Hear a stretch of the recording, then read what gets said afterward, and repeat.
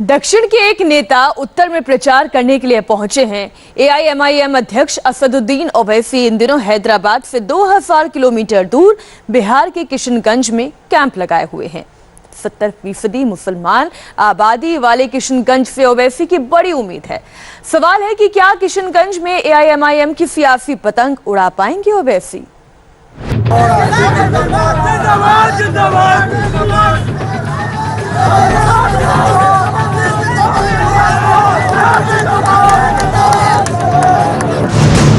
नेपाल बांग्लादेश सीमा पर बसा बिहार का किशनगंज जिला।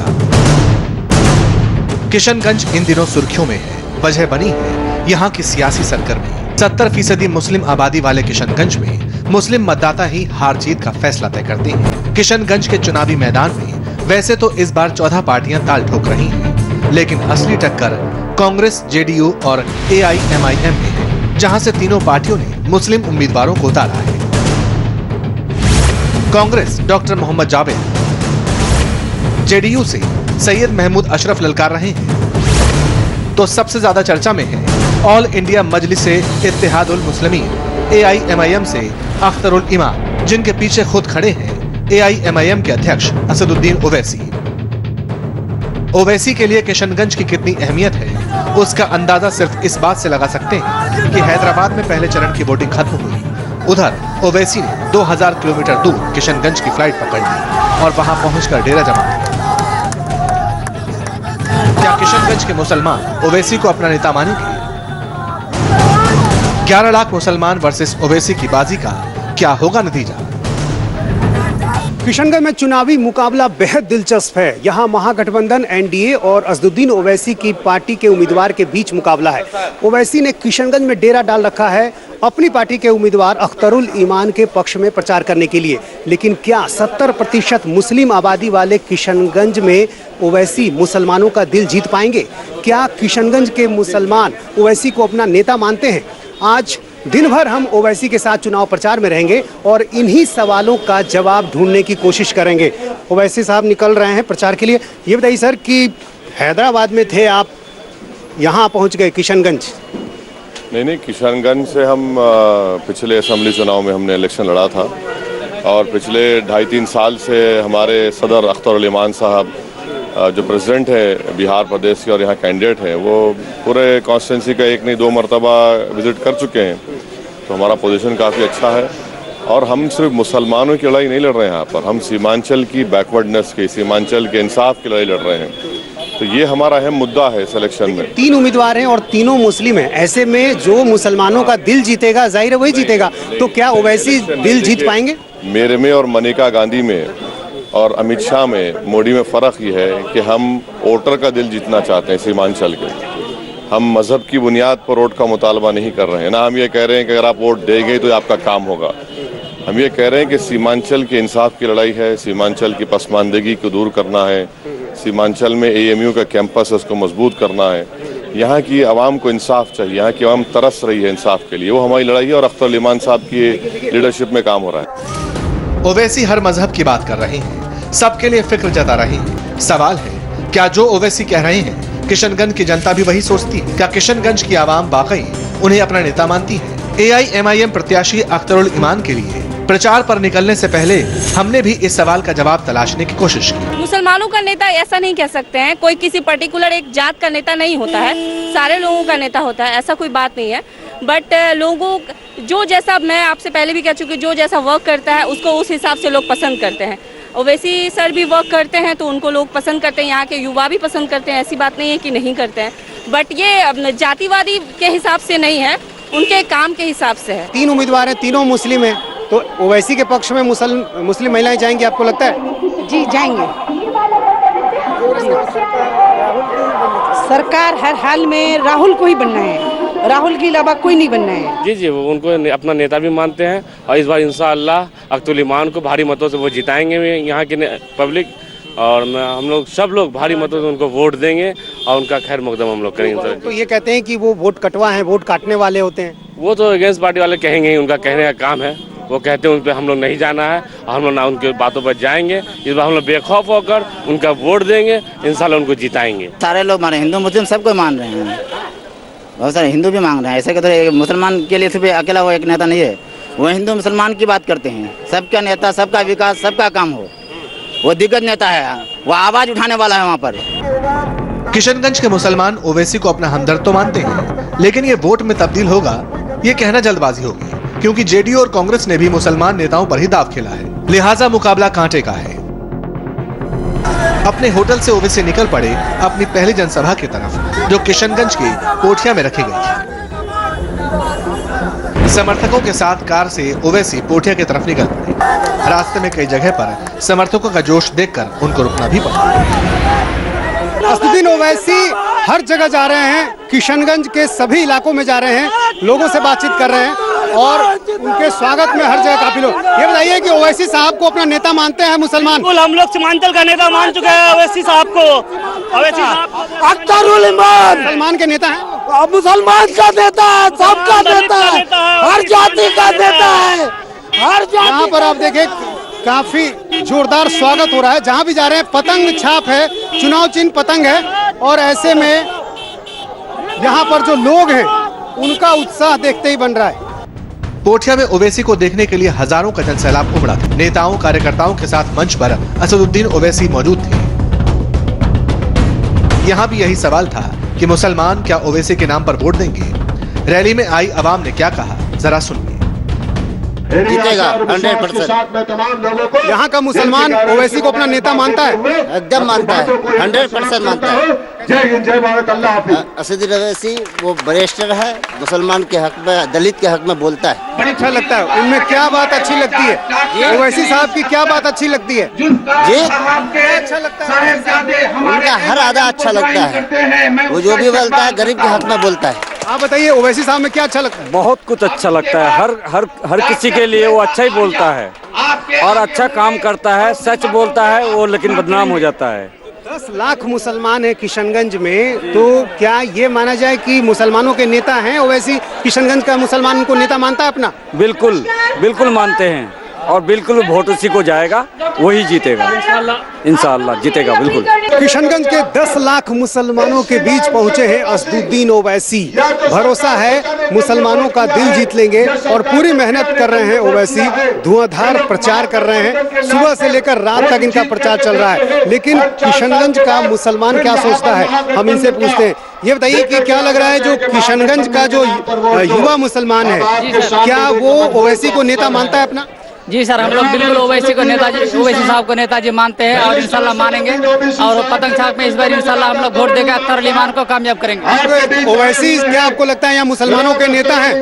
सबका नेता है, दलित, मुसलमान, हिंदू, सिख, सबका नेता है, वो एक का नहीं है, सबका नेता है। आपको क्या लग रहा है, ओवैसी यहाँ मुसलमानों के नेता हैं? ओवैसी मुसलमानों के नेता हैं यहाँ पे? देश के नेता है, देश के नेता है, सिर्फ मुसलमान ही के नहीं। इसके लिए आप अच्छा लगता है इनका? क्या अच्छा लगता है ओवैसी में?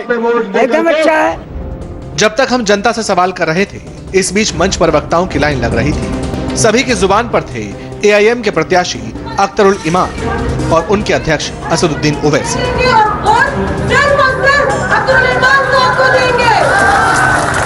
मंच से ओवैसी सबको सुनते रहे, फिर बारी आई उनकी। पहले तो किशनगंज में अपनी पार्टी की ताकत का एहसास कराया और फिर उनके निशाने पर आते प्रधानमंत्री नरेंद्र मोदी। आप तमाम की दुआओं और आप तमाम की ताईद की बिना पर किशनगंज से अख्तरुल ईमान साहब कामयाब होंगे। तो ये जो करीब 40 MP होंगे, 40 रुकने पार्लिमान होंगे, 40 सांसद होंगे, मैं आपके सामने वादा कर रहा हूं कि इंशाअल्लाह ताला हिंदुस्तान का वजीर आजम दोबारा नरेंद्र मोदी नहीं बनेगा इंशाअल्लाह ताला। और जो हुकूमत बनेगी इंशाअल्लाह ताला, जो गैर कांग्रेस और गैर बीजेपी सरकार पर मुश्तमिल होगी, या फिर बीजेपी को रोकने के लिए जो वजीर आजम बनेगा, मैं अख्तरुल ईमान इंशाअल्लाह ताला उसकी तायीद करेंगे। ओवैसी को मोदी और मुसलमान के बीच कैसा रिश्ता है पता है, लिहाजा वोट मांगने से पहले ही मोदी नाम का तीर जनता पर छोड़ दिया। मोदी के बाद बारी कांग्रेस की थी, जिसका मौका कांग्रेस नेता नवजोत सिंह सिद्धू ने अजान के वक्त भाषण न रोककर ओवैसी को दे दिया। अजान हो रही है ओके लो फिर एक दोनों हाथ खड़े करके नारा लगाओ, नारा लगाओ, नारा लगाओ। पहले सिखों वाला लगाएंगे, फिर मुसलमानों वाला लगाएंगे, भाइयों वाला, और फिर हिंदुओं वाला, सब लगाएंगे। देखो, बोले सो निहाल, अल्लाहु अकबर। बोलो भाई, मेरे साथ बोलो, अल्लाहु अकबर, अल्लाहु अकबर। हम सब एक हैं मेरे भाई, एक हैं। तुम मेरे भगवान हो। दोनों हाथ खड़े करके एक भारत माता की जय कर दो, फिर हम चलते हैं और तुम नमाज पढ़ने जाओ। बोलो बोलो बोलो, भारत माता की, भारत माता की। सवाल 70% वोट का था, बात मजहब की आ गई थी, सो ओवैसी ने भुनाने में देर नहीं की। सीमांचल की लड़ाई कौन लड़ेगा? क्या वो पार्टी लड़ेगी जो बरसों से हिंदुस्तान के इख्तिदार की कुर्सियों पर बैठी हुई है, या फिर वो यहां का जो विधायक है वो लड़ेगा जिसमें इतनी भी ताकत नहीं है कि अज़ां हो रही है और पंजाब से आया हुआ एक शख्स अपनी तकरीर को नहीं रोक सकता? क्या आप उसको वोट देंगे मेरे भाई कि जब तुम्हारी अज़ां हो रही है, जब अज़ां हो रही है तो उसमें इतनी भी हिम्मत नहीं है कि जाकर उससे कहे कि भाई साहब 2 मिनट के लिए बैठ जाओ? अरे जब तुम्हारे ही पार्टी के एक लीडर को अज़ां के वक्त खामोश नहीं करा सकते तो तुम क्या इन गरीब सीमांचल की आवाम की आवाज बन सकते हो? कोठिया में असदुद्दीन ओवैसी ने एक सभा को संबोधित किया। अच्छी भीड़ जुटी थी, लेकिन सवाल ये है कि क्या ये भीड़ वोट में भी तब्दील होगी? और आप देखें, ओवैसी जहां भी जा रहे हैं लोग उनका स्वागत कर रहे हैं। खासतौर से जो युवा मतदाता है, युवा वोटर हैं, वो उनसे मिलना चाहते हैं। और ऐसे में किशनगंज में क्या होगा ये बड़ा दिलचस्प है, जहां 70% आबादी मुस्लिम है। कोठिया में जनता को संबोधित करने के बाद ओवैसी का कारवां किशनगंज के ठाकुरगंज पहुंचा, जहां हजारों की तादाद में भीड़ ओवैसी का इंतजार कर रही थी। ओवैसी मंच पर जैसे ही पहुंचे, उनका जोरदार स्वागत किया गया। मंच पर नेताओं के बीच में शायर भी मौजूद थे, लिहाजा शायरी में भी वोट की अपील कर दी गई। हक हमारा छीना है, कौन ये बताना है? हक हमारा छीना है, कौन ये बताना है? उसकी बंद मुट्ठी से, उसको बंद मुट्ठी से छीन के ले आना है।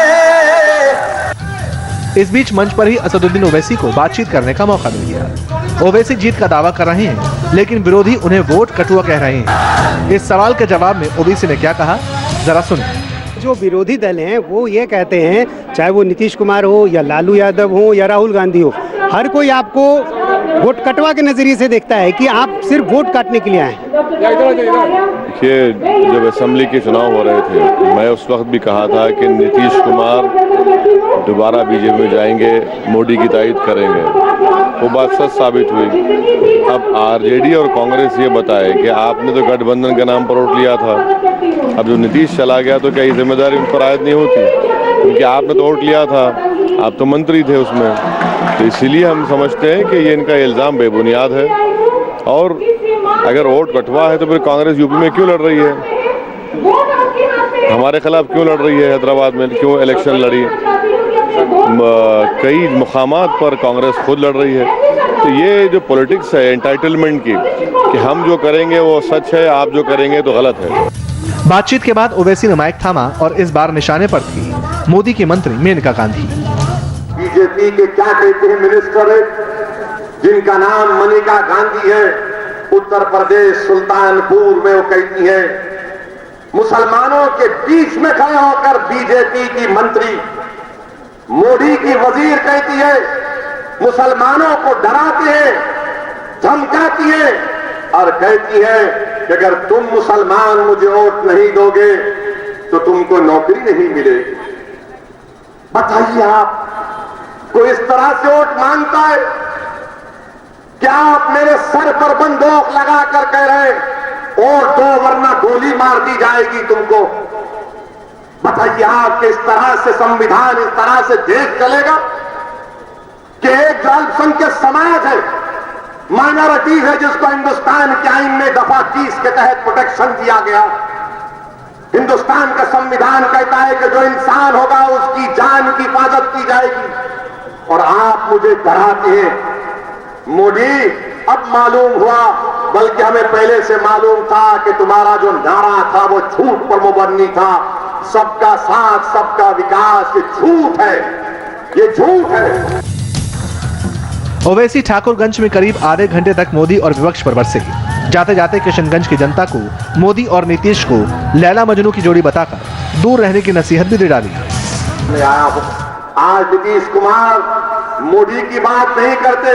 मैं चैलेंज कर रहा हूं नीतीश कुमार तुमको कि तुम अपनी सभाओं में ये क्यों नहीं कहते कि मोदी के नाम पर वोट दो। मोदी के नाम पर वोट नहीं मांगते नीतीश कुमार।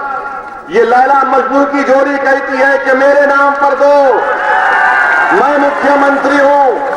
नीतीश कुमार, तुम अगर ये समझ रहे हो कि हमारे आंखों पर धूल झोंक कर तुम्हारे वोट हासिल करोगे, नहीं, तुमने धोखा किया बिहार की जनता से।